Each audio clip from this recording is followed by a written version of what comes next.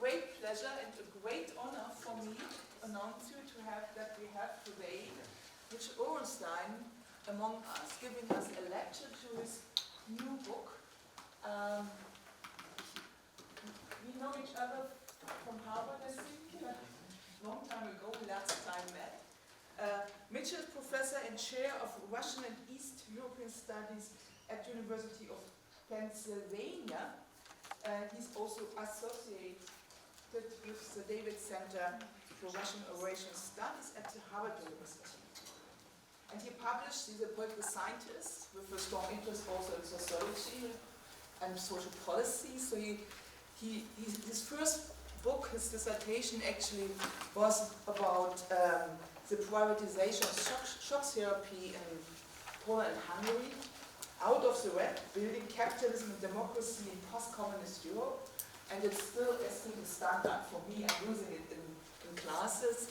It's a great book, and you got a big award for this book from the American Political Science Association. Then you move to privatization of pension, the pension system, which for young people sounds quite boring. So if you talk in the welfare state in classes, pensions is a topic so far away for you. But it's one of the most interesting cases where you could very well observe the impact of transnational concepts and actors on social policy reforms, not just in Eastern Europe, but also in Western Europe in the last 2 decades. And this is a very important book on this issue, and he also won again a prize. Yes, so we have quite a lot of prizes.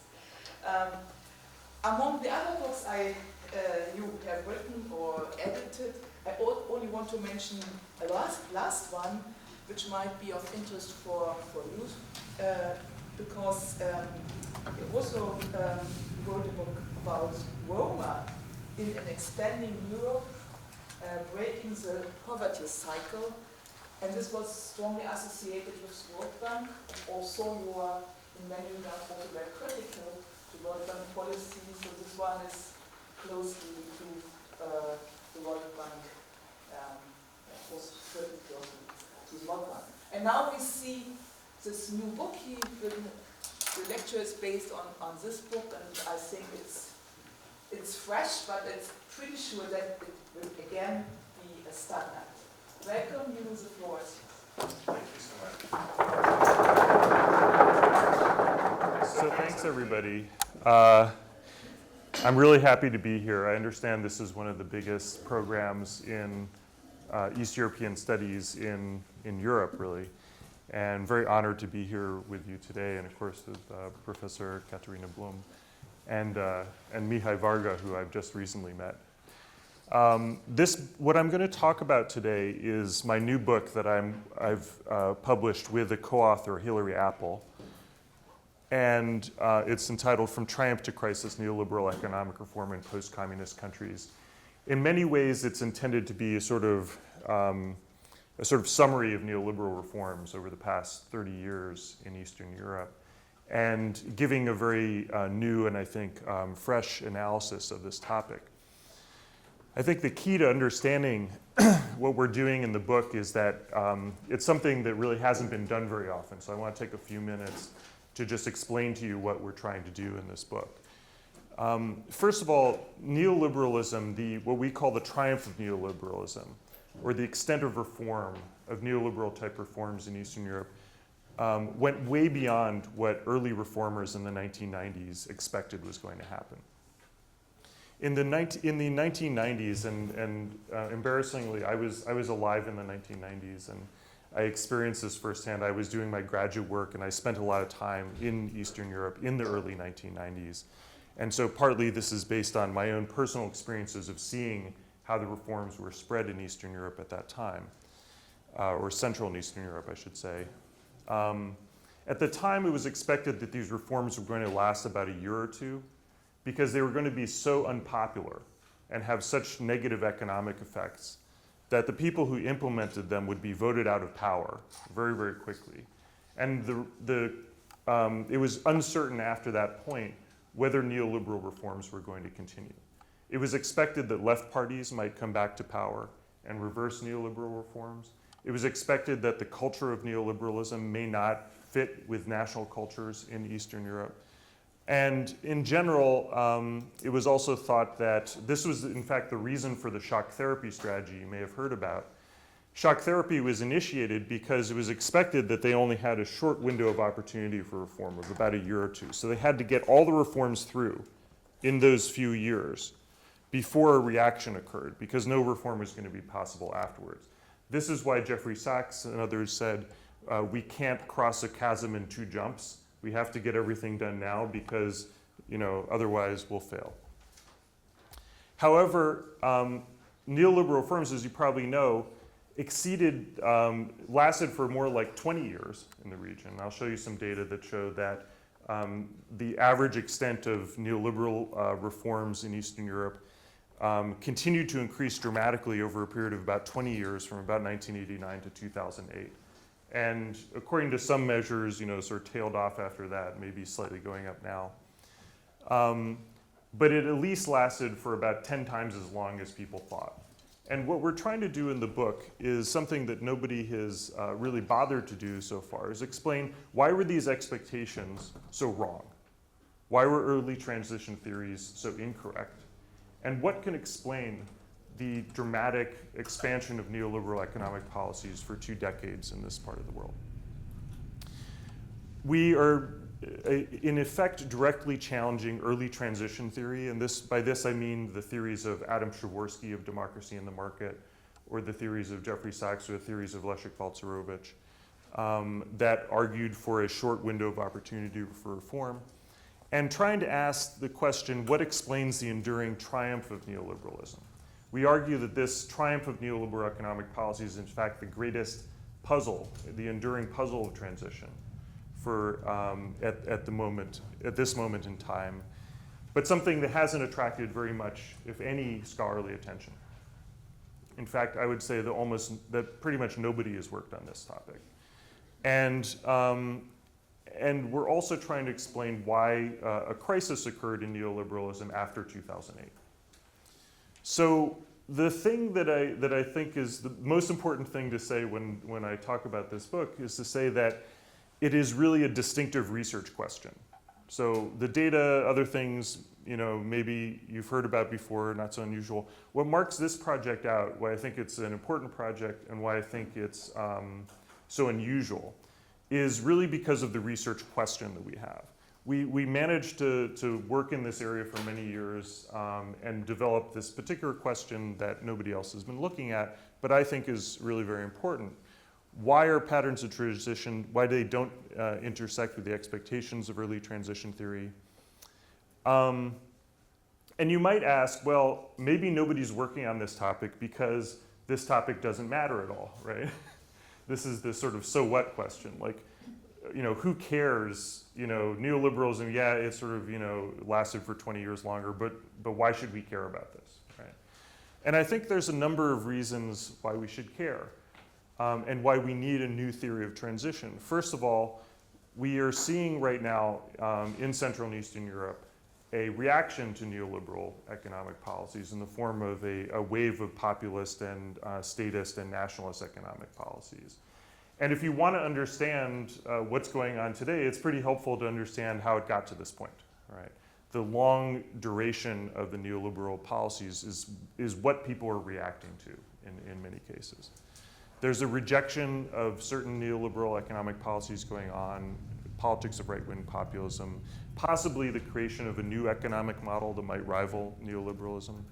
So one answer to the question is simply that we have to understand the past in order to understand what's going on in the present. But I think another reason is a question of accountability.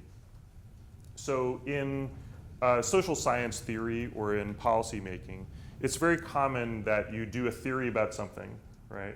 You can write a theory, and then things don't turn out exactly the way that you predicted in your theory, but by that time you're already working on some other theory, right? And you just write some new book and move on to that. And nobody really wants to call each other to account about, whether the theories were right or the expectations were right, or indeed whether the policies were right. So for us, it's also, I think, another reason we're doing this is that we're trying to say, look, the theory's got something wrong, and it's useful to go back and find out what was wrong, right? And how do we understand things? Because it can give us a different perspective on social reality. So that's pretty much what we're trying to do. We're drawing here on several literatures. So one is, as I mentioned, the early transition theory. I hope many of you are familiar with this early transition theory in economics and political science. If not, feel free to ask me questions. You can interrupt me and ask me questions or ask at the end. We're also drawing on, there's a big literature, probably you're aware of, on varieties of capitalism in Eastern Europe. And this literature tends to emphasize national specificities, right, or sub-regional specificities. And it says, look, there may have been some broad neoliberal programs that were happening, but if you look at each particular country, things develop in very specific national ways in lots of different directions, and therefore it's not really worth generalizing about what happened in Central and Eastern Europe, but rather to look into specific countries or specific policies. We see some of the, or sort of typologies. So if you look at the Bohle and Greshkovitz work, is more about, sort of certain typologies that certain European countries follow, but not all of them follow the same ones. Or Mayant and Drahokopil, I don't know if you know all this literature, but in any case, I can talk more about that if you're interested. The other literature that we're very concerned with, because we've written in this area, is a literature on international influences on policy. So there's a lot of people in the past decade or so who've been writing books about how international organizations and international forces affected policymaking in specific areas in Central and Eastern Europe. And we definitely pay attention to that. But interestingly, of all this work on political economy of Eastern Europe, nobody has gone back, as we do, to the sort of basic question of transition, like what happened in the transition, and that's and why didn't it meet the expectations? So that's what we're doing. So very quickly, I prefer to have a lot of time for questions and answers, and I don't want to destroy your attention span with going on forever. So I'm just going to tell you basically what we say in the book right now, okay? And everything else is sort of window dressing.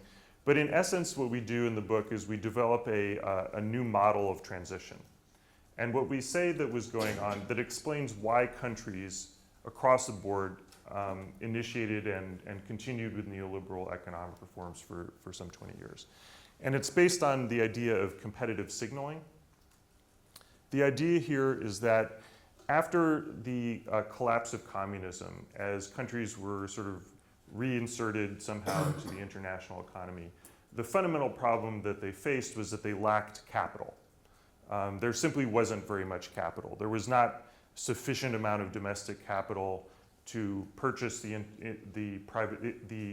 companies that were being privatized at the time. There was not sufficient amount of capital to invest in these companies to bring them up to world standards, or let's say European standards at the time. As a result, it was widely acknowledged in the former communist countries that foreign capital was going to be needed to raise the development level in Eastern Europe. And we have a lot of quotes, by the way, about this. But I mean, I think it should be pretty evident. And we then, the further step is we say, look, unfortunately, there wasn't a ton of capital flowing into these countries. In fact, the Central and Eastern European countries, first of all, there were 27 of them that came out around the same time. So these 27 countries were in one way or another typically competing with one another for capital, which is a process I'm sure that you see happening still today. At the same time, they were also competing for capital with China, right? Because in the early 1990s, this was the time of China's great rise in the world economy. A lot of people were interested in putting money into China or India. and many other places in the world. So it wasn't evident that big companies were going to somehow just set up shop in Central and Eastern Europe. So countries typically had to find some competitive advantage, some way to attract capital. And we argue that for Eastern Europe, one of the key ways that they chose to do it was to become more liberal than other countries, than other economies. So by enacting neoliberal economic reforms, these countries could signal that their business environment was better than other developing countries, and could in fact sort of leapfrog other developing countries in the extent of their liberalism. In order to encourage Central and East European countries to do this, the international financial institutions, and particularly we're thinking here of the European Bank for Reconstruction and Development, but also the World Bank and the lesser extent the IMF, are developing ranking and rating systems that tell Eastern European countries exactly what they need to do in order to leapfrog other countries in their level of liberalism. I don't know how many people have heard of the EBRD's transition indicators, but in the early 1990s, the European Bank for Reconstruction and Development, which by the way is an international organization that was created specifically to channel investment into this region, developed a set of policy indicators that would indicate whether a country was doing well or badly. These policy indicators included the percent of the economy that had been privatized, the percent of the banking system that had been privatized, right? How liberal pricing systems had become in the country, and all the sorts of things that were, all the components that were part of neoliberal economic policies were in effect included in these transition indicators. And for each year, each country got a score on how high they went in these rankings. And we argue that these and other like ranking systems encourage policymakers in Central and Eastern European countries to enact neoliberal reforms in the expectation that if they did so, the signal would be transmitted by the EBRD to investors, and investors would come with money to invest in those countries that had enacted the most reform. And in fact, the EBRD in its later reports is consistently pointing out to investors exactly this, and trying to establish that there is in fact a correlation between how high you raise up in the transition indicators and how much investment is flowing into your country. And that was a message, of course, that they wanted CEE governments to hear.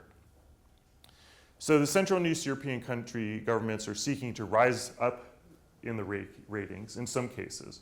You have some countries that tend to outperform others in this rating system, Estonia being a kind of good example. There are countries that compete to go to the top of this system, right? There are also, however, countries that are seeking just to not fall too far behind, right? So there are different mechanisms for governments. Some governments in the region throughout this time period clearly are trying to radically reform and move up the rankings.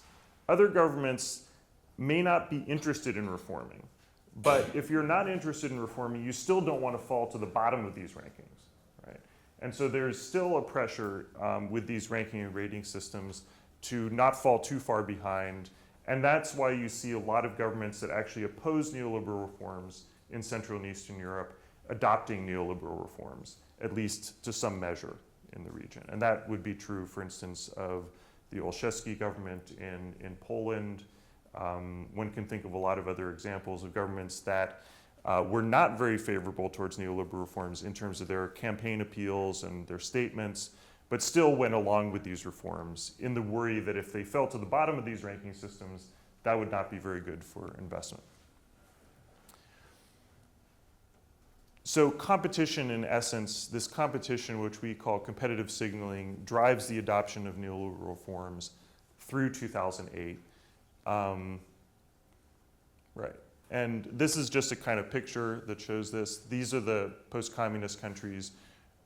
This data comes from the Fraser Institute of Canada. There's a number of institutes out in the world that try to measure countries' adoption of liberal economic reforms.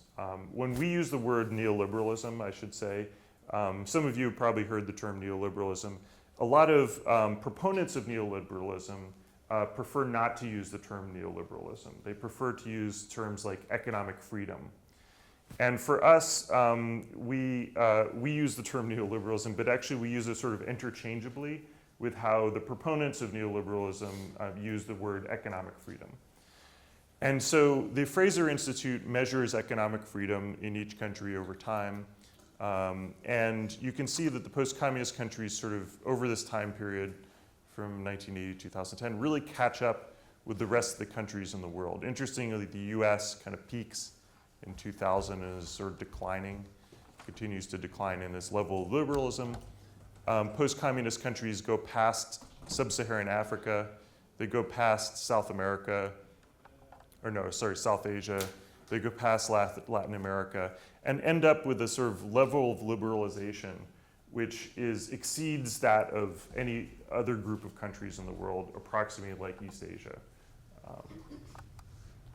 So that's the catching up dynamic that you see. How do we do our study? What we do in this work, first of all, we're drawing, as I think I sort of mentioned before, both of us have been working in this part of the world for 25 years. So we've done a lot of work on this. Katerina was kind enough to mention several books that I've written on. My co-author has several books on this topic. So we're drawing on our past experience, definitely, in this work. But we also conducted, specifically for this book, a detailed study of international organizations' advice to the region. Interestingly, the IMF and the World Bank, you know, if you were to ask, like, what are they telling countries? Like, it's not exactly like public information necessarily, right? And this is why maybe there's a lot of conspiracy theories, you know, that are around, like, you know, who knows what they're saying. But actually, it turns out that as public international organizations, they have a window of secrecy about their consultations with countries. And that window is only 20 years. So sometime in the 2010s, they began to release publicly all the consultations and all discussions, even their minutes of their board meetings. All that stuff became public record, and you can go out and find it online. And that's what we did. We thought we would have to actually go down to the IMF archives and sort of search through the archives for years, and then it turned out they were all like online. And so what we did is we did a detailed study of the board minutes and meetings of international organizations' advice. We can see exactly what they told individual countries. We can see what individual countries represented for themselves to the international organizations. And so that was a big component of what we did. We chose, there was such extensive documentation that we weren't really able, just with our time constraints, to do it for all countries. So what we did is we chose a sample of countries and looked at all documents relating to those countries from the IMF and World Bank, you know, for the period of the early 1990s. We also looked into, you know, sort of these competition systems that I mentioned, and we also looked at evidence of competition between Central and East European countries, which is an aspect that we go into in great detail in some of the chapters, but it's also an aspect that nobody's really talked about before, I don't think. The competition between Central and East European countries to kind of rise up in these rankings. How am I doing on time, by the way? Oh, Quite okay? Yeah. I can keep on, all right. So the second key argument of the book, I've given you the main argument, okay, competitive signaling, okay? I think you have a general idea. If you have more questions, definitely ask about that. The second key argument of the book is that the reform, neoliberalism proceeded in 3 different phases, and this is how we structure the book. We have a chapter on each of these phases. The first is a Washington consensus phase, in which Central and East European countries essentially are racing to fulfill the Washington consensus model of economic development. They're looking a lot at these EBRD transition indicators, which I mentioned. And the main organizations that are kind of out there pushing this are the World Bank, the IMF, and the EBRD. I hope I don't have to say too much about that, because that should be well known in general, right? I would expect for a lot of you that's pretty well known. If it's not, you know, yeah, you will know it after the semester. If it's not well known, then please ask me questions. I understand that we probably have a bit of an age gap here, and so for me, these were sort of lived experiences, and for you, maybe these are kind of like distant past history, I don't know. But in any case, we can talk more about that. I think in a way more interesting to us was looking at the second phase, the Europeanization phase. Because you know with the European Union, there's a lot of debates about whether the European Union is a neoliberal project. Have you heard about that? The sort of idea that the European Union pushes neoliberal economic policies on countries, or whether the European Union, which is the way it's seen in the US, is a socialist project, right?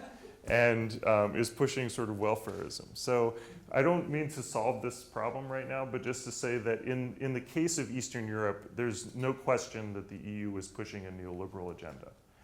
And what it was doing, and we show this through looking at our data source here, our Agenda 2000 and other monitoring reports published by the European Union for this entire time period, is that the European Union was in fact, as part of the accession negotiations, forcing countries to finish up elements of the Washington Consensus that they hadn't finished up. One good example of this is steel privatization. So there were certain large industries in Central and Eastern Europe that hadn't been privatized by the time accession negotiations came around. And the European Union literally required countries to finish privatizing their economies, in many cases selling their companies to mostly West European investors in order to fulfill the criteria of the Washington Consensus. So that's a whole interesting thing. One question that often comes up about that is, well, the European Union accession countries, that's only one group of this broader transition countries. How much did European Union accession actually affect other countries like, say, Ukraine or Kazakhstan that were not in the European Union? And the answer is less, but still, because of these competitive dynamics that we talk about, a lot of countries actually feel a pressure to keep up with where the European Union countries are going in order to attain investment. We also point out that the European Union specifically encouraged competition between countries to meet European accession goals, right? At the time, there was a big debate about whether countries were going to be in the first wave of accession or the second wave of accession. You may know that Romania and Bulgaria were sort of left into a sort of later time, as well as Croatia, which are now member states. And so countries didn't want to be left behind. And they were jockeying for basically adopting these EU policies in the knowledge that if they didn't, they might be sort of branded sort of lesser, kind of European states. Then we argue there was a third phase, and this is what we call avant-garde neoliberalism. So where the previous two phases were about sort of international organizations kind of, you could say, bullying Central East European states to sort of become more neoliberal. The third phase is actually quite different from that. This is a phase in which Central and East European countries are going beyond what the EU wants, going beyond what the IMF wants, going beyond what the World Bank wants, and enacting more neoliberal policies than anybody is in fact advising in many cases. And that was the case, for instance, with the flat tax, which was a reform which the IMF specifically encouraged countries not to do because they were concerned about the revenue implications of a flat tax. And yet we find that dozens of Central and East European countries are enacting reforms like the flat tax or like pension privatization, which is a previous book that I worked on, that were not really, these reforms were not consensus items of the Washington Consensus. They were not items that the EU necessarily supported. They were also not things that EU countries actually implemented. Most European countries don't have privatized pension systems. In fact, even the US decided not to privatize its pension system in 2005. And Central and East European countries said, well, forget that, we're going beyond, we're going to a new frontier of neoliberalism, and we're going to enact policies that go beyond this. And I think for us, that's a very important piece of the argument because it shows that it wasn't only a sort of neo-colonial, a problem why these countries adopted neoliberalism, but it was heavily driven from an internal process of trying to not only meet the expectations, but exceed the expectations of what level of neoliberalism could be done in order, we argue, to attract foreign investment. And I think those reforms, flat tax, is definitely a big issue for attracting investment, and so is pension privatization. So we provide evidence across all these phases that the Central and East European countries are competing with one another to adopt neoliberal reforms in the belief that it will boost foreign investment. So let me give some examples. I could wrap up soon instead of giving examples. Okay. You have 20 minutes. Okay, all right. Make it short. I won't. I'll go like 15. Okay, Yes, so as long as they are yeah. So one example. This is from the early 1990s. Kyrgyzstan, as you may know, was not exactly the most enthusiastic neoliberal reformer. Right? Kyrgyzstan, like many other former Soviet republics, was not interested, for instance, in having a convertible currency, which means that people could bring money in and out of the country sort of at will. And the IMF specifically told Kyrgyzstan, look, if you want foreign investment, you have to have a convertible currency.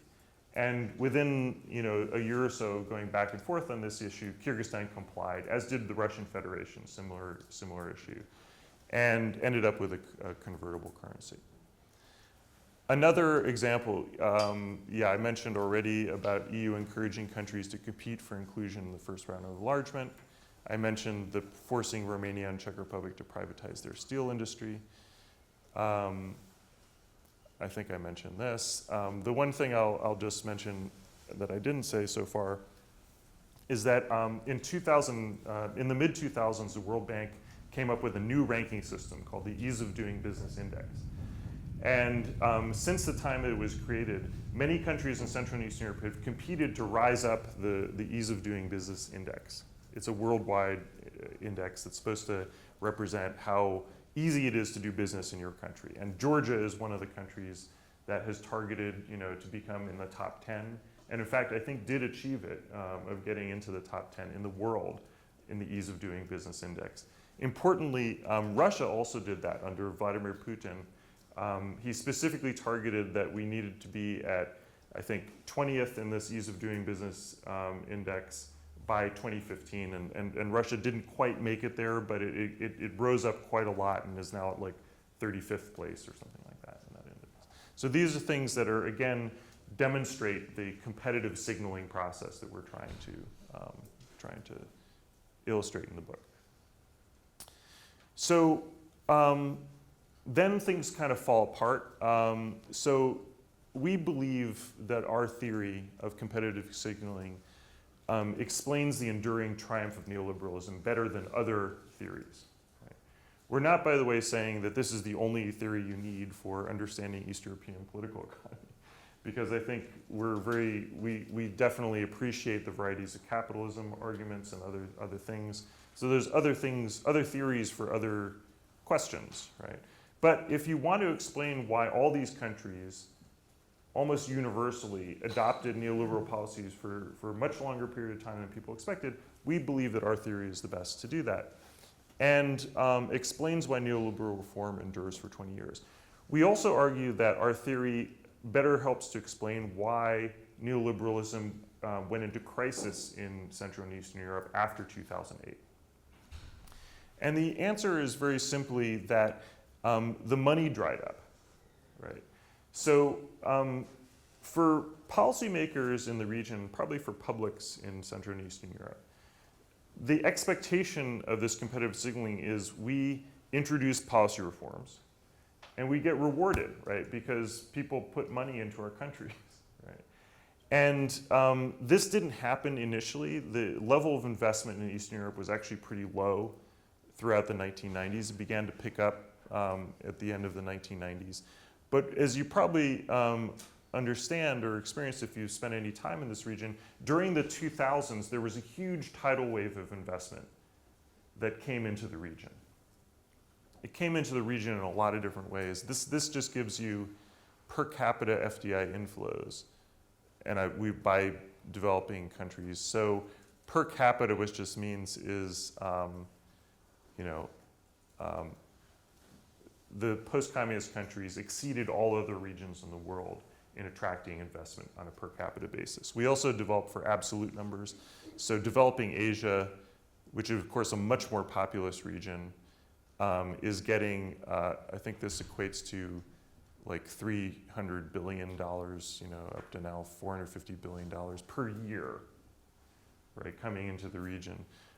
But in Central and Eastern Europe, during the 2000s, approximately $1 trillion of investment flowed into the region. It flowed in a variety of ways, including foreign direct investment of purchasing enterprises, setting up enterprises there, but it also flowed in terms of mortgage loans and consumer credit. There was a huge explosion of credit cards, auto loans, mortgage loans that came in that was heavily financed by foreign capital. And during the 2000s, people in Central and Eastern Europe, I think policymakers had the feeling like, wow, we implemented these neoliberal reforms and finally we're seeing the return. Finally, we're seeing all this money come in. The whole program worked. And then came 2008, and guess what? It didn't work anymore. There's a huge crash down to about 50% of its level. If I go back to this chart, you can see how much it came down. And it's sort of bounced back up and gone back down because of Crimea sanctions and other sorts of things. But essentially, the rapid FDI growth led to an FDI recession. So it's called in economics a sudden stop.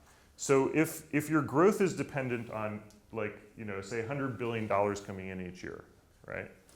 And then all of a sudden you step on the brake and it goes down to 50, half of that, right? What happens is you sort of, the interior contents, sort of get destroyed and sort of thrown up against the windshield. And growth in this region slowed very dramatically after 2008. And I think left a lot of people and policymakers in the region with a bunch of questions. Was this growth real growth, right? Was all the investment, so we got $1 trillion that came in, but now we have all this credit card debt. We've been able to, fix, renovate the kitchen, but now we have this debt we can't repay. So what was that good for? It caused a housing bubble of massive proportions. And now, what were the long-term benefits, essentially? And it caused a period of soul searching, I think, not only for Central and East European populations, but also for policymakers to say, well, maybe this wasn't actually the best strategy overall. And maybe we could look at alternative strategies. And we do, in fact, see after 2008, particularly with the election of the Orban government in 2010, governments that are beginning particularly in Hungary and Poland, which are important because these were the leading economic reform countries in Eastern Europe, adopting a different type of economic policy that I would argue is sort of more statist and more nationalist and breaks in certain ways with the neoliberal policies that came before. So for one, you see that the evidence that we say to talk about a crisis of neoliberalism is that the extent of increase of neoliberal economic policies in the region sort of slows there and plateaus to some extent. We also see backsliding in certain areas, particularly with the avant-garde reforms. We see a number of countries that were enthusiastic adopters now sort of taking a step back and saying, well, actually, we don't really want to privatize our pension system, or we don't really need a flat tax. We need to introduce more progressive taxation. And we also see right-wing populist governments developing more statist approaches that encourage national economic champions.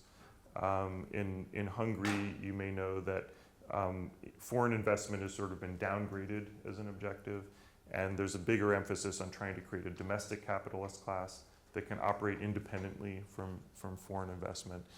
as well as, interestingly, in Poland, for instance, much more universalist welfare policies that have been widely criticized by liberal international organizations, but have been very, very vigorously embraced, I think, by the public in Poland. And I can talk a little more about that later if you're interested. So where we leave this is, we're still in the midst of perhaps a crisis of neoliberalism. We don't really know exactly what direction this is going.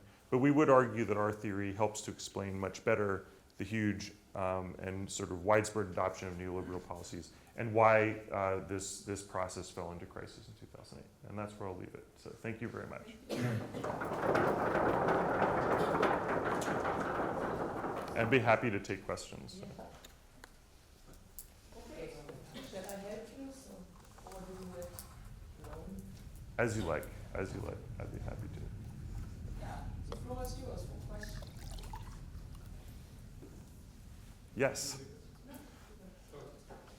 So you mentioned that certain countries, perhaps you gave the example of Orenstein, were sort of less encouraged by these processes, partly due to the EU accession.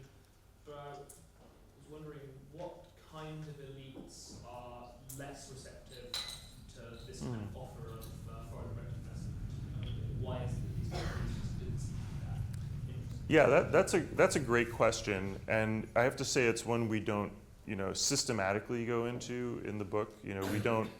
We don't really ask that question and say, well, what makes them different? I think there's a couple things that leap to mind.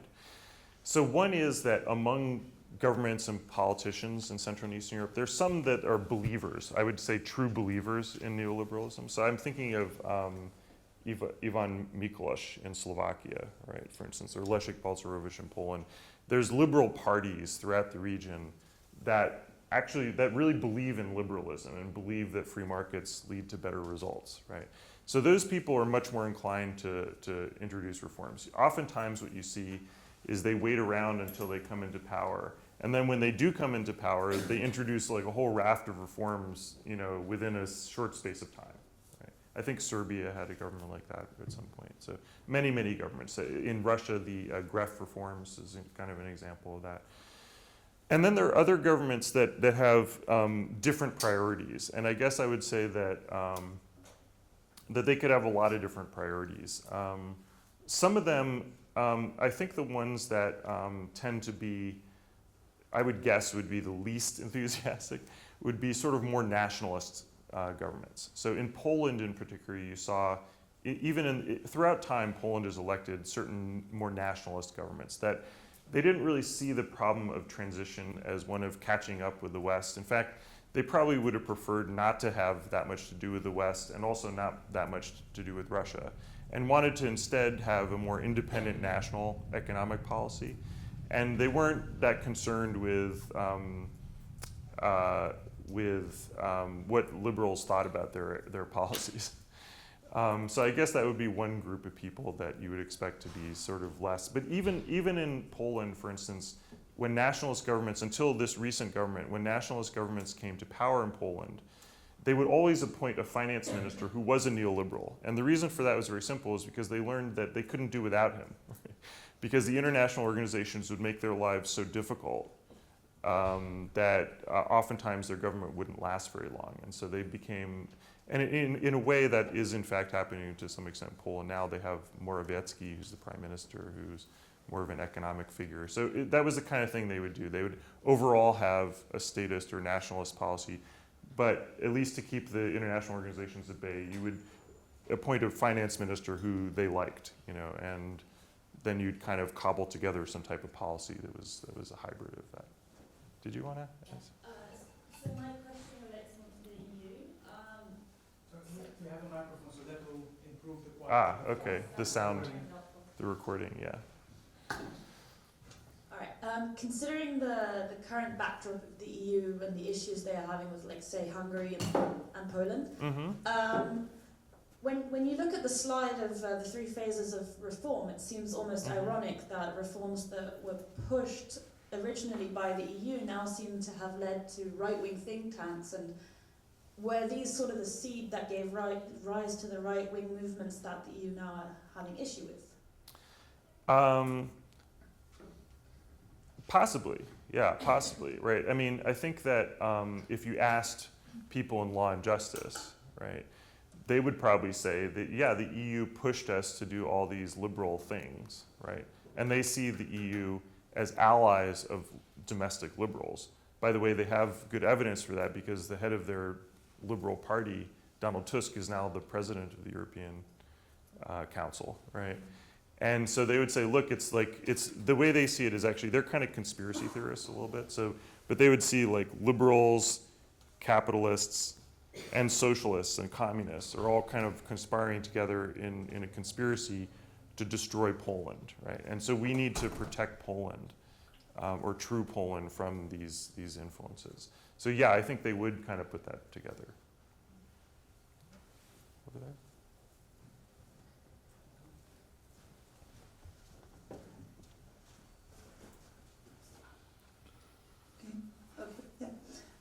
Yeah, I have another question. Could you be more precise about this avant-garde neoliberalism? So maybe make an example, maybe with Poland.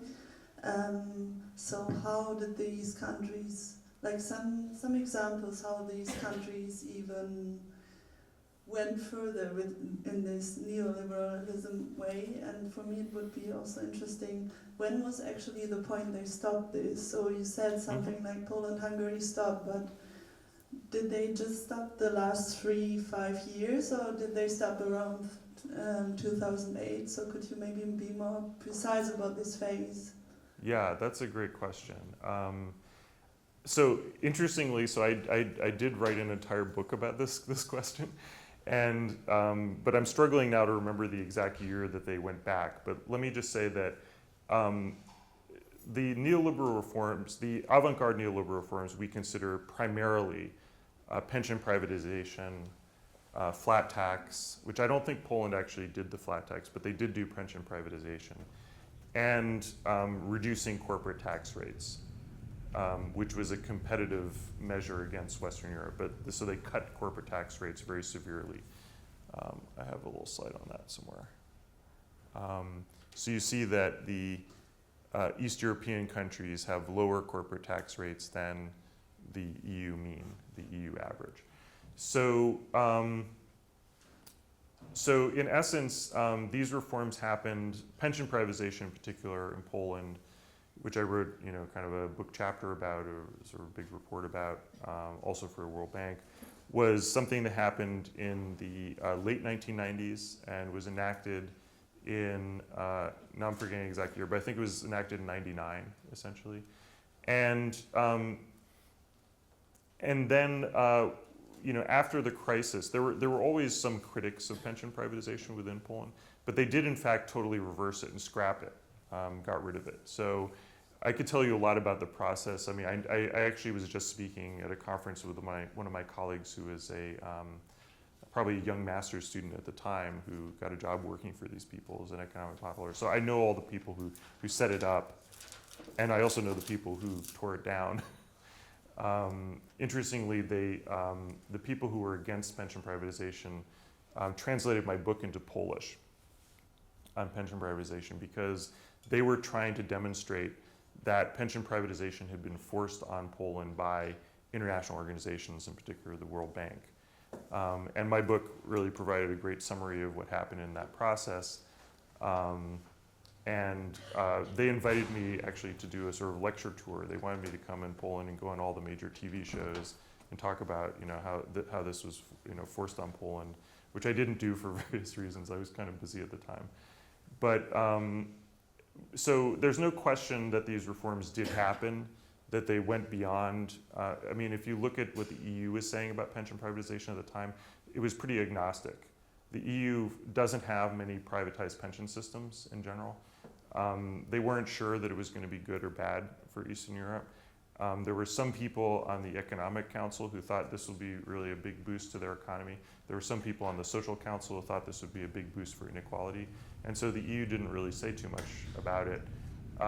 The people who opposed the reform ended up being the center-right.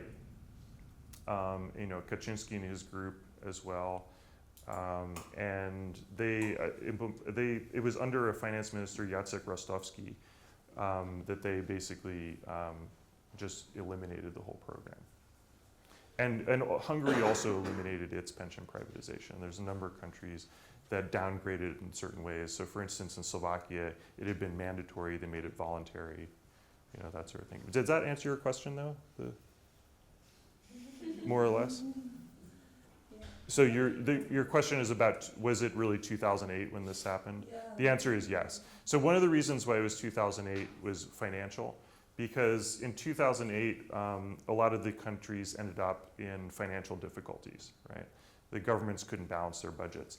And they were borrowing money to pay for pension privatization, because essentially when you privatize a pension system, you have to pay current pensioners, and you have to save the money for current contributories, like in a bank account, essentially. And that introduces a big gap. So the government typically borrows the money to pay for current pensioners, hoping down the road that it'll save it money. A lot of countries were unable to borrow that money, and they ended up having to sort of cut back their pension system directly because of 2008.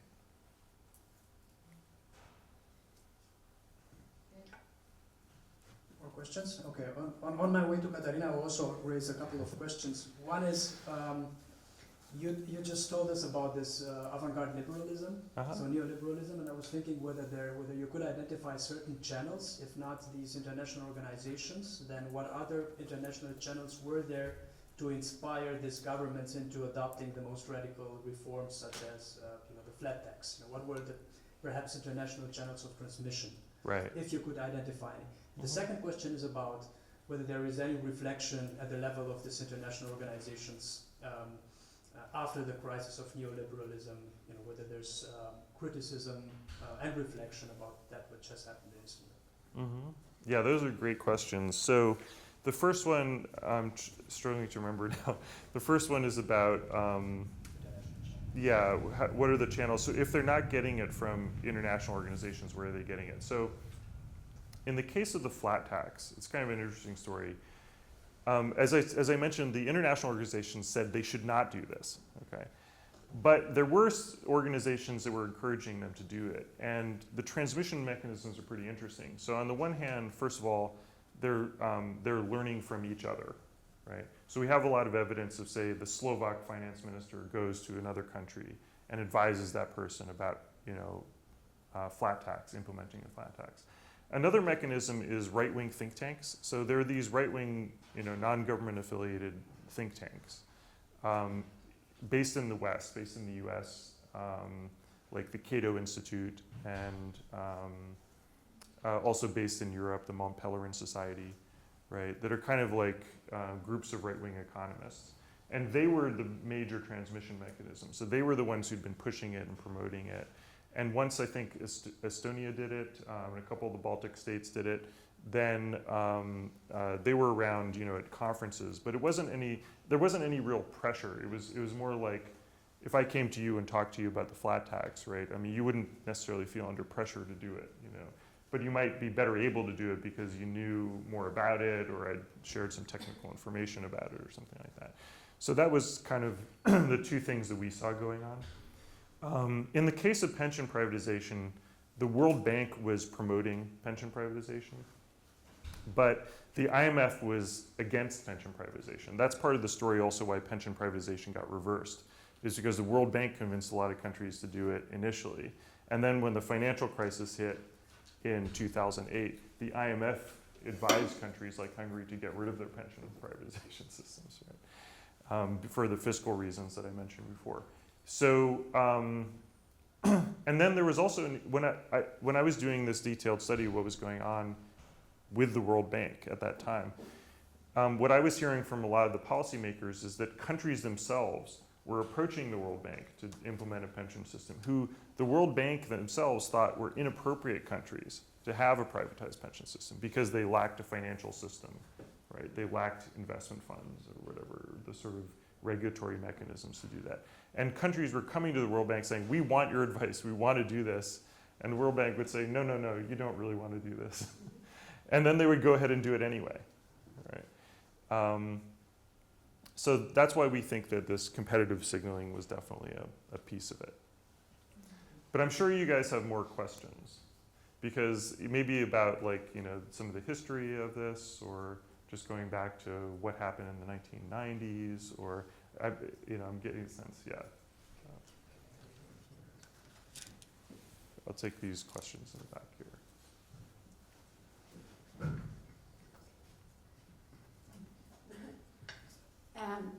I actually have more question about how you conducted the study. Sure. You did. Yeah.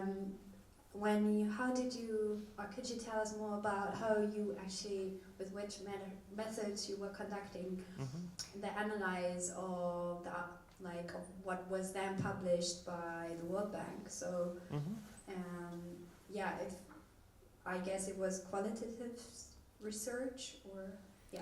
Yeah, in essence, I mean, you know, so as I said, what we thought, we initially thought that we were going to have to go down to IMF archives and World Bank archives and dig this stuff out of the archives, like, you know, paper, because maybe that's our old-fashioned way of looking at things, you know. We used to do that, you know, when we were at your stage, right? But it turned out that they had made public and put online all these records, right? So you can just go up right now, if I, you know, in 2 minutes, and find, like, the IMF discussions about Russia in, you know, in the early 1990s, right? So what we did at that point, once we discovered what we had, is in searchable databases, is we chose a sample of countries. I just simply chose a few countries from each sub-region. So I think I chose Kyrgyzstan and Uzbekistan, Russia, I believe Poland, Romania, Serbia, and maybe one other that I'm forgetting now. I think we had 7. And we just basically, we got our research assistants. We hired a couple of research assistants over a summer and said, you know, find all the documents in these databases related to this country. So it was pretty simple. You just typed in Lithuania, right? And then, you know, 400 documents would pop up, or, you know, whatever, 30 documents would pop up. And then we had the research assistants basically go in and read them and pull out any information particularly pertaining to foreign direct investment, which is what we were interested in. Did they, because at that time, the reason we did that is because at that time we didn't know that the IMF had ever talked to these countries about foreign direct investment. One of the things I should mention is that if you go to Eastern Europe or look at any documents by policymakers in the 1990s, there's almost no mention of foreign direct investment. So I looked at, for instance, the speeches of Václav Klaus, who was the big reformer in the Czech Republic. I literally think that he never mentioned the word foreign direct investment ever, like throughout the entire period of the 1990s. And so we weren't sure that these things had even been discussed. And so we wanted to find out if they had been. And the reason for that is because Central and East European countries' politicians did not want to portray to their own populations that they were enacting major reforms for the purpose of foreign investors, for benefiting foreign investors, right? Is that pretty clear why that would be? Because you're elected not by foreign investors, right? Right, and so why should all your policies be made for foreign investors, right? So they didn't want even a whiff of this out there, and so they don't talk about this at all. And we find that in these meetings they talk about it, right? And the reason is that, that's one reason. I think the second reason is because in the 1990s, if they said we're doing these things to get foreign investment and then the foreign investment didn't come, then they would look like a failure. And in fact, there wasn't any foreign investment coming in to these countries in the early 1990s. Central and East Europe had the lowest level of foreign investment of any set of countries in the world. And so I think they were also cautious that they didn't want to overpromise and get caught, you know, for that reason. So anyway, back to how we did this. So we collected, we had them note any mention of foreign investment, right? And then we went back in and sort of read these things, right?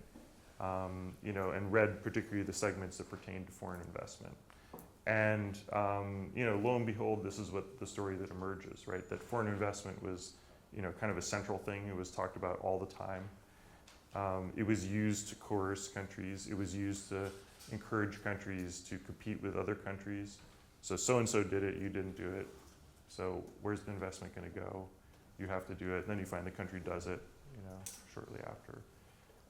So we looked through all that stuff and, basically, coded it, and wrote it up. And we use a number of the examples in the book.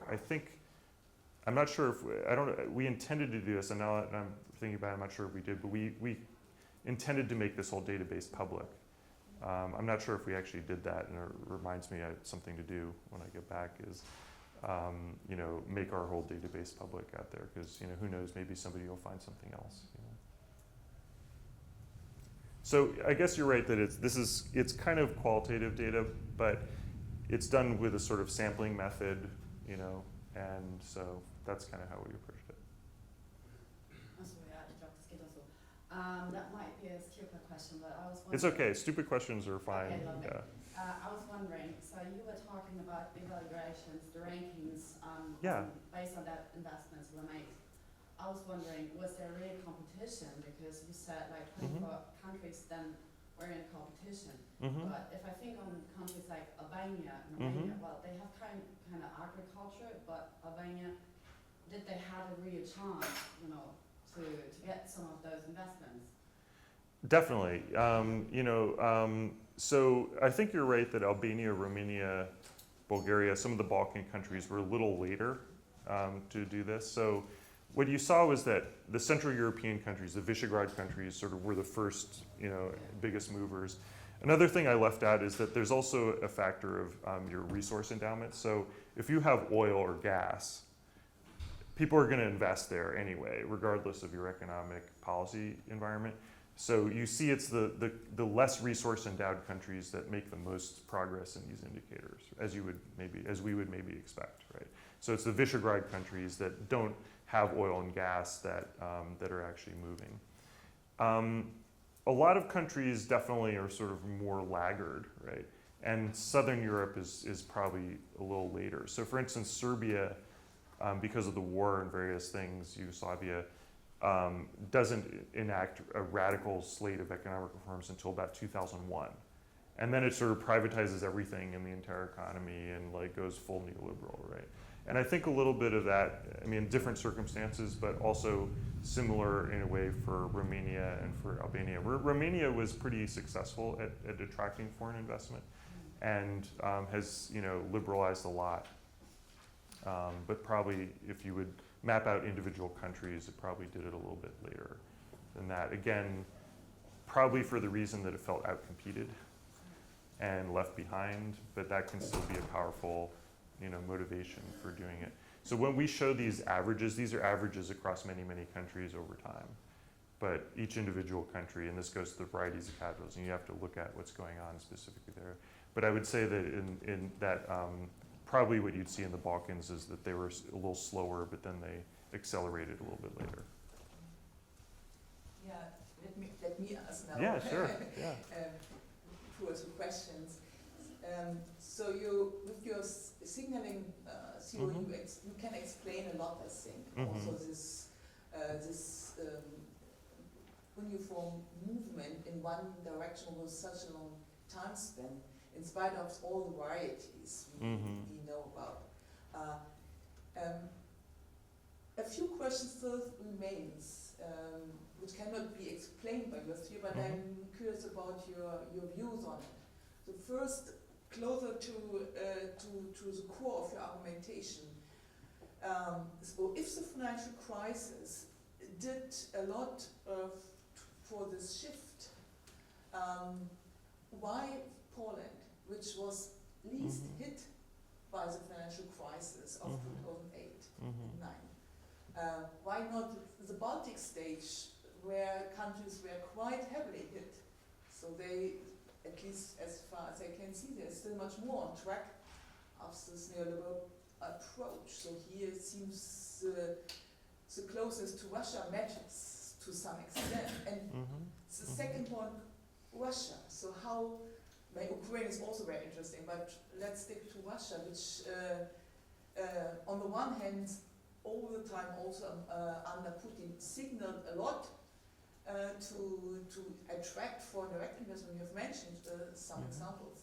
On the other hand, we have the emergence of the first oligarchic capitalism, then more or less a kind of hidden state capitalism, which is trying to push to do everything to push foreigners out of the core businesses. Yeah? So that's quite a complicated story. And if you look at the pension reforms, again, Putin is doing something which goes more in the direction of this privatization of pensions. And the flat rate is still intact. Yeah? So that's kind of an interesting hybrid of different approaches. So how would you, to what extent you would say it explains Russia, and to what extent it does not explain Russia? Yeah, those are great questions. So the first general answer to that is, again, our theory is to explain our question, right? Which is, our question is, why did, on average, all these countries go towards neoliberalism so dramatically for this period of 20 years, right? And of course, when you ask that question, and part of the reason a lot of people don't ask that question is because it tells you something, but it doesn't tell you everything you want to know, right? So we're trying to draw attention in this project to the fact that neoliberalism, despite all these variations that you point to, and many others have pointed to in many other countries, on average, these countries really, really beat the world, right? But of course, averages really conceal a lot of things that are going on, and I think that was clear in my answer to the previous question. You know, so is this a good theory for explaining one individual country, or say one policy? And I think the answer would be, you know, not really. It's kind of a background condition. Right? You'd want to think of this as sort of, we argue that this is the dominant process of transition, right? If you think of, in the world, in social systems, things are very, very complex. There's a lot of things going on. Nationalism rising, falling, countries splitting apart, growing, populations moving, right? And in fact, there's been dramatic population movements in Eastern Europe, many, many things going on. So this is one process that's happening that we argue is the dominant process in transition.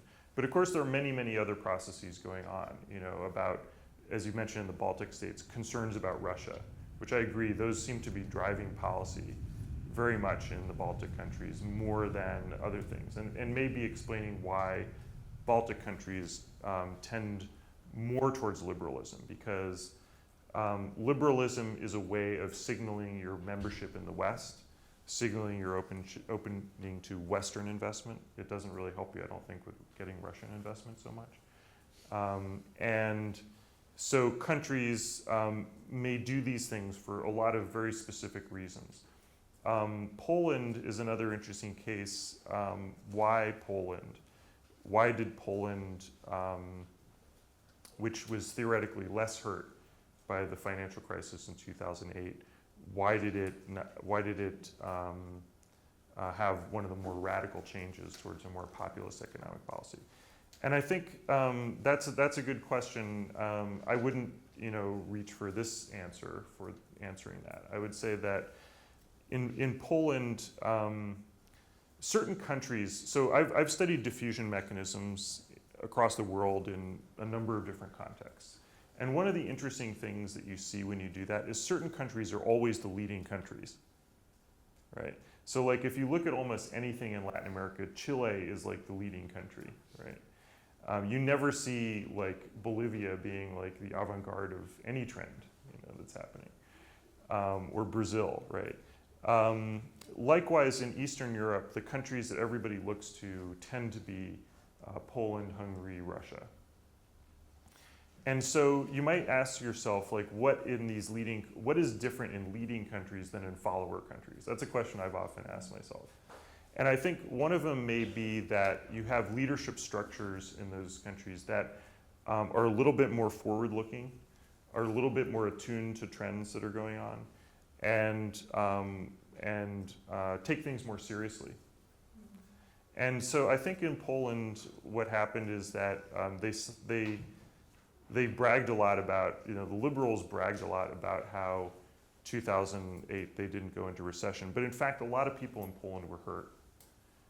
there was big effects in Poland on household consumption, and the people who were representing the sort of little guys, in Poland, had a different view than the Balcerowicz program, and they were ready. They were ready to put forward some different program, in part because they already had it together.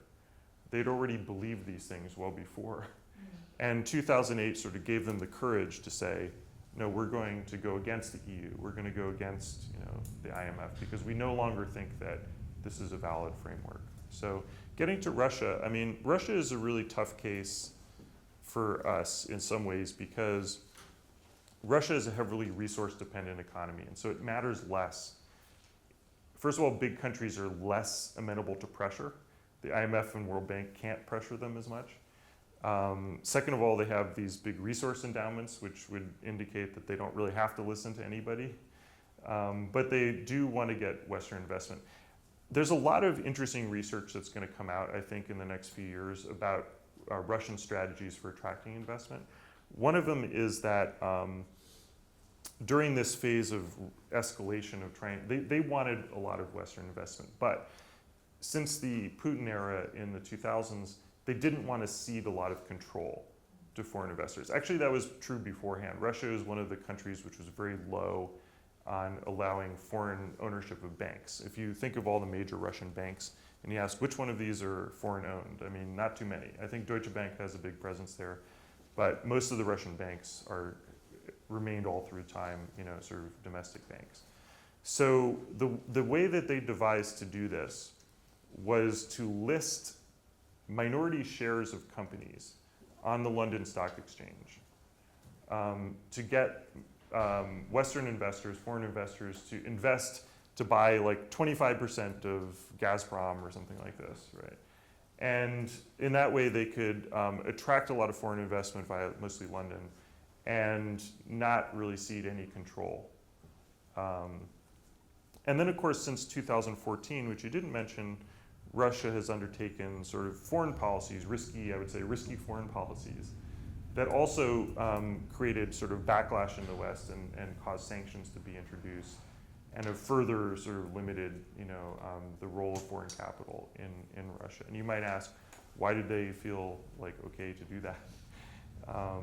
And it would be a different thing that's going on. It would be that for Russia, I think, and for a lot of countries, they believe that there is a different economic policy. And maybe just some of this to say that, if you look at some of Putin's statements, as I've been looking at about the economy, for instance, when sanctions happen, what did Putin say? He said, well, this is actually good for our economy, right? It's good for our economy because now we can develop our own agriculture sector, which had been hurt by foreign investment.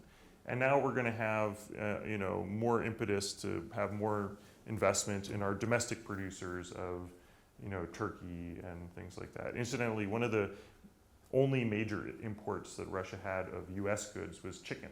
We produce so much chicken in the United States. We have these enormous poultry farms, and they were buying a lot of US chicken anyway.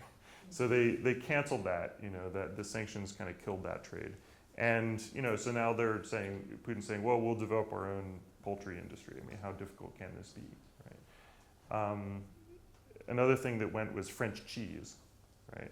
I'm not sure how successful they're going to be to replicate French cheese, but I mean, it is possible, right? So I think what you're starting to hear is articulations that wouldn't have happened before, of people saying, we can go it our alone, we can have a nationalist economic policy, and actually this may be beneficial to people, right? This is not going to be a negative, this is going to be beneficial. And that could be true. I mean, I think that the economic evidence I see, I mean, Russia doesn't do so well right now, but Poland has done very well with its more nationalist economic policies. In fact, I don't think there's any evidence that Poland has suffered in economic growth by having these populist economic policies, which is the reason that I see that a number of other countries in the region are sort of looking at this and thinking about this, and Slovakia, for instance, will emulate pieces of this over time, although we can't see the future. Did that answer the questions? I don't know if I answered your last question, Mihai. Reflection in international organizations What's that? Reflection. Oh yeah, reflection in international organizations. This is a great question. So Mihai was asking, sort of what Professor Varga, or how should I say, Dr. Professor Varga. I'm in a different culture. I'm very informal, so I apologize for this. But okay, so I never, spending so much time in Europe, I still never really got, this thing. So I just call everybody by their first name still. But in any case, he asked a very good question, which is seeing what happened and seeing all these things that we're talking about, do the international organizations now have a different opinion about the transition they did before? And I can't answer that really definitively right now, but I can say that a new project which I'm working on, which is about the social impact of transition, I'm actually working again sort of in a different sort of way with the World Bank. And what you see in the international organizations, well, just a couple interesting things here.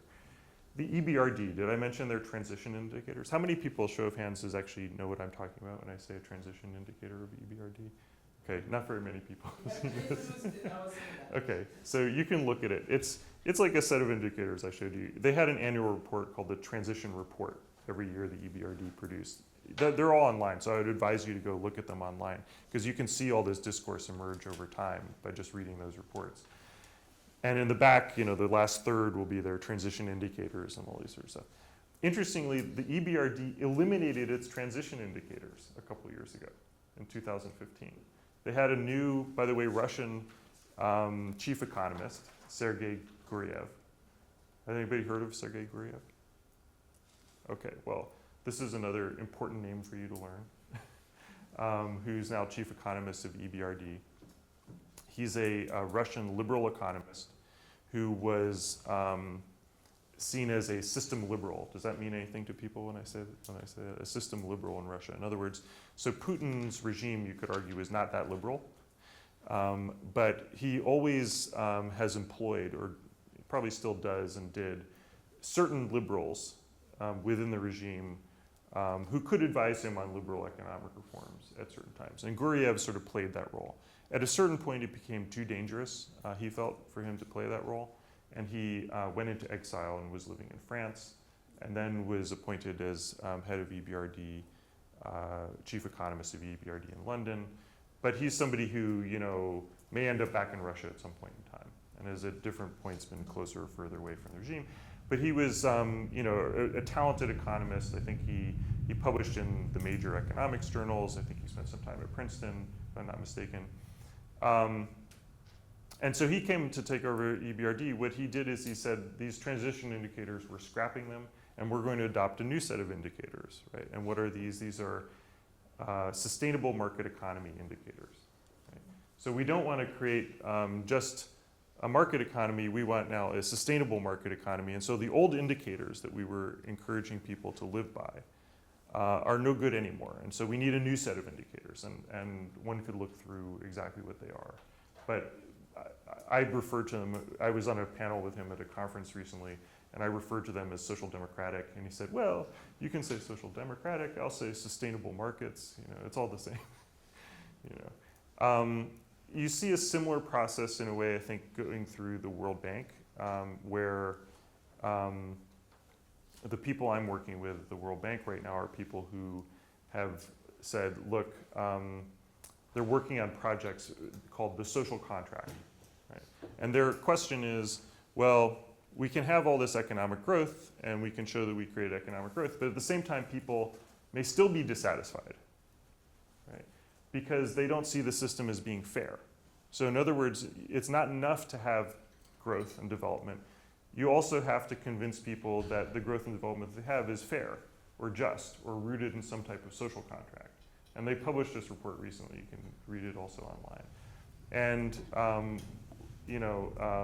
enough said about that. But just to say that in general, international organizations, in my view, they're not, a lot of people like to portray them as, first of all, fixed in what they think, and second of all, dominated by certain governments. So typically the IMF and the World Bank will be seen as US dominated. The European Union, I guess, will be seen as dominated by somebody else, maybe Germany, or maybe Germany and France, or I don't know who they are. But and sometimes people will say, well, this is the social Europe thing. Is they say, well, the IMF will promote neoliberalism and the EU will promote a more sort of welfarist vision, right? I don't really see them that way. I think that the way to look at international organizations is they are sites of contestation where things get battled out, right? Ideas in the international community get fought over within these contested sites. And at certain times, certain groups tend to take over. And at certain times, they may be rather diffuse, right, and not really doing very much, or the sites of internal warfare and battles, right? Like what happened in an academic department, right? They're sitting and they may be paralyzed by something that happens. So during the neoliberal phase, you saw a lot of these international organizations mobilized by neoliberal ideas. And now, with these ideas being questioned, which you can definitely see in the international organizations, you see that the top neoliberals have moved on. There's a lot of different viewpoints being expressed right now. Some people are rethinking, some people maybe not so much. And it's more open, it's an open arena for discussion, which is why partly the next project I'm working on is trying to shift like international organization approaches to thinking about what the social impacts of these policies were, which I think can be done actually, because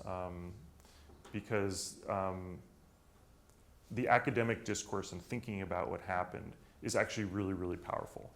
So this is an interesting comment for those of you who are studying things. A lot of times I think people approach master's studies as trying to learn technical information that's useful to somebody, right? And that's certainly true, and I'm sure that's why you're in the program. I'm sure that's what the program delivers. But in academia, there's an aspect of what we do which in a way transcends the importance of the technical expertise of a lot of these organizations.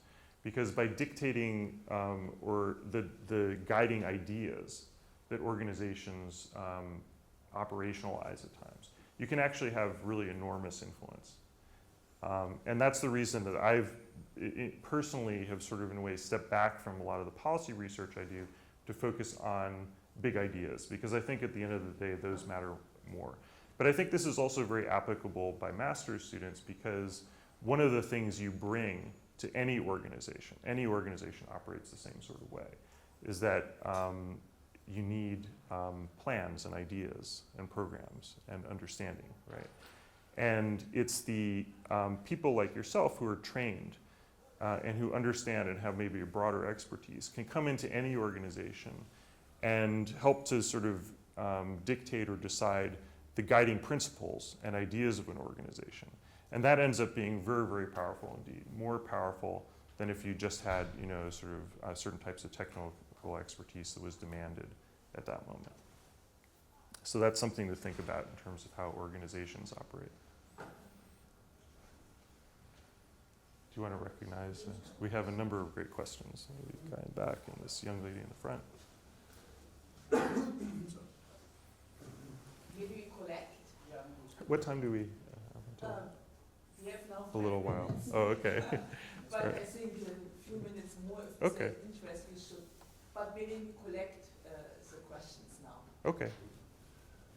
So there was I'm going to write them down. a transition of the political system too, not only of the economic system. And the way you describe it, there was kind of a top-down way of implementation of economic changes. So did you find any evidence in the papers you reviewed for the democratic aspects of the transition that happened at that time? Yeah, great. And the next question was here.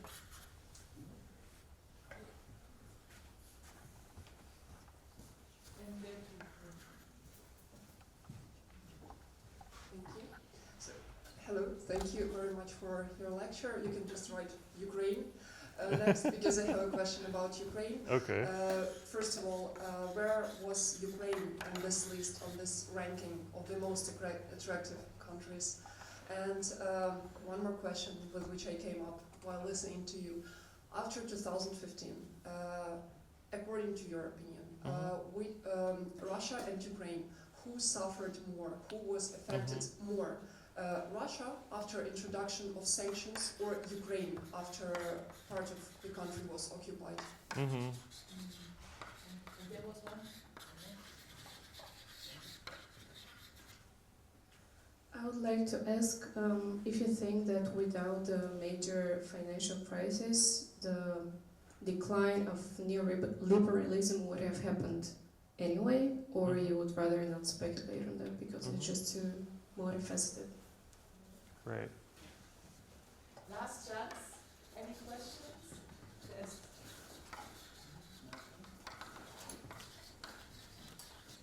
Maybe it's just a short question. If you could just quickly describe, I was just wondering the US context, so with your research, how many colleagues do you have that do research on it? Or would you say it's a consensus in your department or department? I was just wondering how spread this research on neoliberalism in Eastern Europe is currently in the US.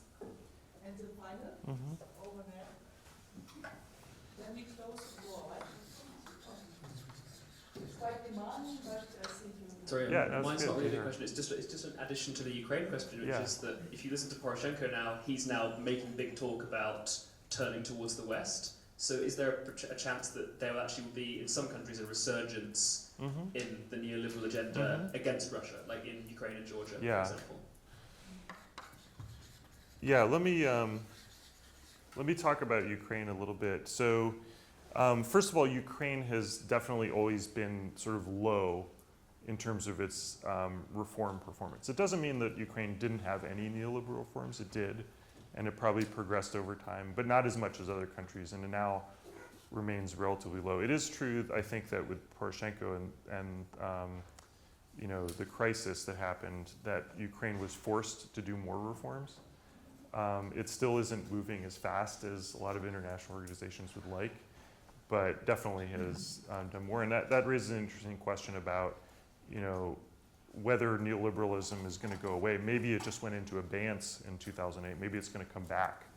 I mean, that's a possibility, right, that we have to consider. I think it's a little too early to see. But another way to think about it is that, you know, you have to, because say you have a flat line average, it doesn't mean that some countries are going up and some countries could be going down, right?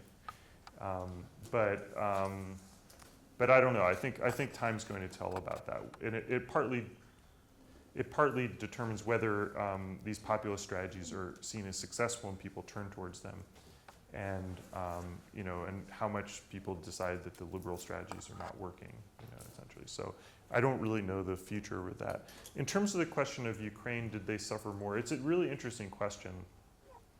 I don't know that I could answer it with this data, although maybe with other data. I mean, there's no question that Ukraine suffered a lot. But it's also true that Russia has suffered a lot economically. And so definitely I think you could say that both sides had negative economic consequences out of it. And you know, war in general brings negative economic consequences. So the other tricky thing is who you assign Donbass to, you know, in your calculations, right? To some extent, Russia is paying a lot for the war, and that's a drain on the economy. To some extent, Ukraine has lost a lot, you know, of economic production in those areas. So it's a good question, but sorry, I can't say more than that, except that both sides definitely have suffered. The first question about democratic aspects, I think that one of the underlying arguments that I've been making, you know, implicit arguments, is that when IMF and country leaders are talking about foreign investment, they're not talking about democracy, right? Because in a democratic political economy concept, and in part this is what we're trying to get away from, is to say that these political economies are not national, and they're not responding in a way to national demands. They're responding to international demands, right? And the demands of the global economy. So to the extent that your policymakers in any country are responding to the demands of the global economy, it's by definition not democratic, right? And not nationalist, right? Except if you think that you can make use of the international economy or reinsertion in order to benefit people. So I think that for liberals who are doing these policies, a lot of people, there's a lot of conspiracy theories around right now, and people saying, oh, these liberals, sold out to the international economy and they were just abusing us or something like that, I personally think, having known a lot of these people, that they saw themselves as trying to do the best for their country in their narrow, kind of blindered ideological view, right? Because in their perspective, they thought that if the more neoliberal policies, the more foreign investment, the richer everybody would become, right? They didn't see some of the things that other people might have seen, right? About inequality and about quality of life and many other things, right? So I guess what I would say is that people see what they want to see, but I think at the same time that there's no question in my mind that leaders across the political spectrum, all typically in national politics, tend to believe that what they're doing is actually good for everybody. I had an interesting conversation with a Romanian political economist who worked on the reforms and was asking herself the same questions recently, right? And saying, we advised all these things, and in a lot of ways it turned into a disaster, right? And I didn't think that she was quite at the point of saying, well, maybe we were wrong. But I do think that people are thinking about that right now. I don't know if that answers your question very well. I like this question about would this decline have happened anyway? So I don't particularly believe necessarily that neoliberal reforms lead to better economic outcomes. It's possible they do, and I think that's something I'm trying to figure out actually in my next project. But what's important here is that people believed that they were going to lead to better economic outcomes, right? And I think the answer of your question is sort of contained there. It's like, well, in my view, any sort of economic ideology, which neoliberalism is definitely one, any ideology probably brings some good and some bad with it and has some limitations, right?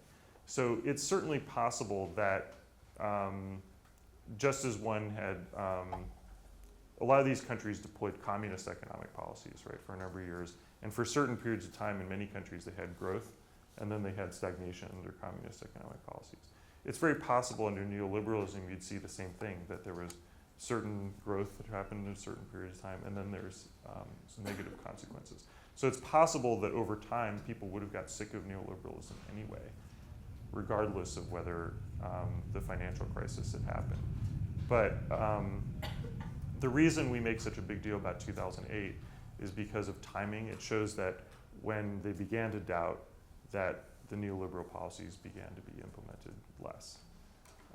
But that's a very thought-provoking and interesting question. About the US research, to be truthful, the US community that's interested in East European political economy is rather small, like pretty small. Like I know all of them, and they probably would fit in this room, So there just aren't that many people in general interested, actually in Europe, first of all, right now in the US. Second of all, in European political economy, Central and East European political economy, it's a pretty small area. I think that to my mind, this community has not been even thinking about the question that we raised. That's why I said that at the beginning, because usually when I talk to a group of experts, so you guys are all budding experts, so you're going to be experts, I'm sure, in a short time. But when I talk to people who've been doing this for a while, they typically, I have to explain to them, like, why we're even doing this, because it's not totally obvious to people. And once I explain it, then my feeling is the reaction is very positive. People say, oh, this is fascinating, interesting. And we don't get a lot of pushback, to tell you the truth.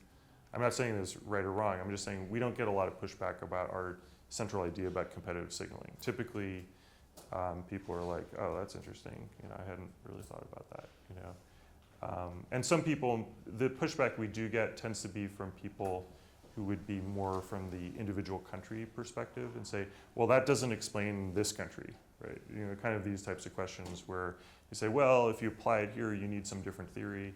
And our view of that is, you know, yes, we didn't intend this to be a theory that explains everything in the world. It just explains why neoliberalism lasted so long in these things. But of course, if we're looking at policy too in a particular country, you'd have to deploy some other theories to explain it. So I hope that gives you an understanding of my read about the reaction. Has been very positive. I don't know if it'll get another prize, this book. I hope so. But I think that frankly, I think that the people who are more interested in this topic are actually in Central and Eastern Europe. So when I post my things sometimes on little social media sites for academics like ResearchGate or you know, academia.com. You know, I'm not very good at doing that, but I do it sometimes. And what I find is like I have, you know, 9 or 10 comments coming from the region, you know, to every one that comes from the United States, which explains partly why I want to be here with you in Berlin. Yeah, thank you so much. Thank you for coming. Now we have a little bit over the time, but it Sorry was about that. interesting. Thank you. It was great.